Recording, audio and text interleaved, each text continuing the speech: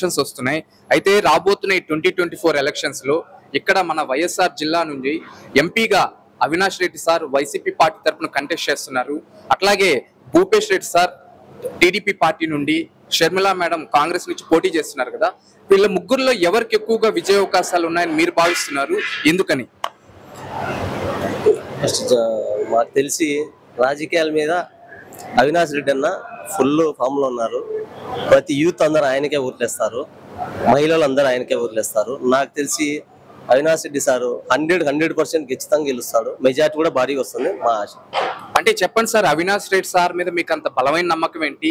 ఒకవేళ సార్ ఇక్కడే in case ఒక భారీ స్థాయిలో గెలవాల్సి వస్తే సార్ యొక్క గెలుపుకి అంతగా అనుకూలించే అంశాలు ఏమున్నాయి? సార్ ఎవరినైనా ఖచ్చితంగా కలుపుకొని పోతాడు, ప్రతి ఒక్కరికి బాగా పలుకుతాడు, ఎప్పటికీ అందుబాటులో అందరికీ ఉంటాడు. అదే ఆయన ప్లస్ సార్. అయితే అవినాష్ రెడ్డి సార్ ఇక్కడ ఎన్నో డెవలప్మెంటల్ యాక్టివిటీస్ చేశారు. ఫర్ ఎగ్జాంపుల్ ఇప్పుడు నిరుద్యోగులకి జాబ్ మేళ అవ్వచ్చు, అట్లాగే ఉపాధి విషయంలో కొన్ని కంపెనీస్ తెప్పించారు. ఆదిత్య బిర్లా కానీ, ఫుడ్ ప్రాసెసింగ్ అని, నీల్ కమల్ అని, అట్లాగే సాగునీటి విషయంలో తెచ్చిన ప్రాజెక్ట్స్ అవ్వచ్చు.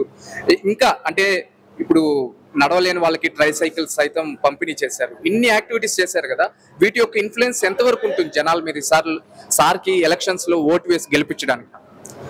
చాలా ఉంది. ఇంకొకటి ఏంటంటే ఇప్పుడు చేసిన దానికంటే ఇంకా రెట్టింపు ఉత్సాహంతో ఇంకా రెట్టింపు పనులు బాగా చేస్తారని మా నమ్మకం.